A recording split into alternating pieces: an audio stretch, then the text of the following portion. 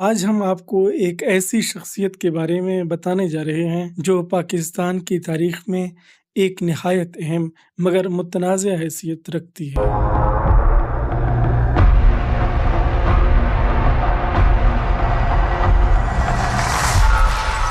आज हम बात कर रहे हैं पाकिस्तान के पहले सदर सिकंदर मिर्ज़ा की। वो कौन थे? उनका पस मंज़र क्या था?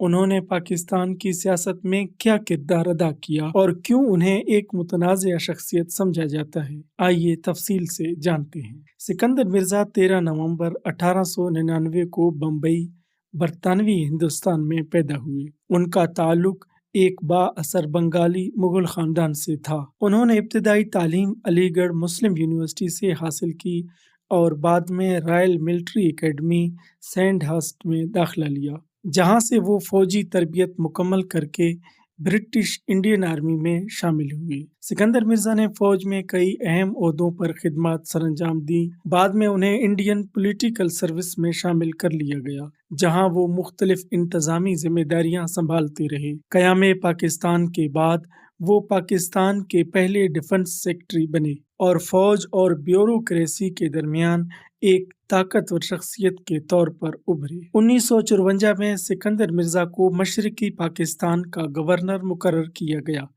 जहां उनकी पॉलिसियों को शदीद तनकीद का निशाना बनाया गया। 1955 में उन्हें पाकिस्तान का आखिरी गवर्नर जनरल बनाया गया और जब 1956 में पाकिस्तान का पहला आईन नाफिज हुआ तो वो मुल्क के पहले सदर बन गए। सिकंदर मिर्ज़ा का दौरे सदारत इंतशार और सियासी अदम इस्तेहकाम का शिकार रहा। मुल्क में मुसलसल हुकूमतें बदलती रहीं, जिसके नतीजे में उन्होंने 1958 में मार्शल लॉ नाफिज कर दिया।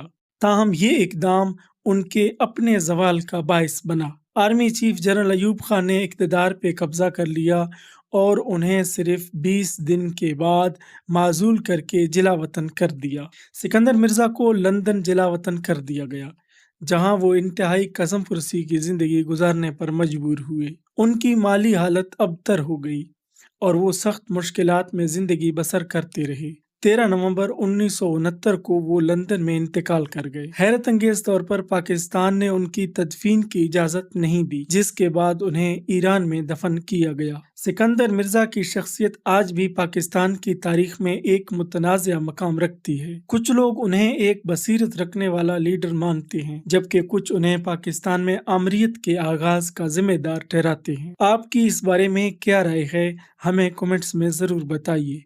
वीडियो पसंद आए तो इसे लाइक करें, चैनल को सब्सक्राइब करें और मज़ीद तारीख़ी वीडियोज़ के लिए हमारे साथ जुड़े रहें।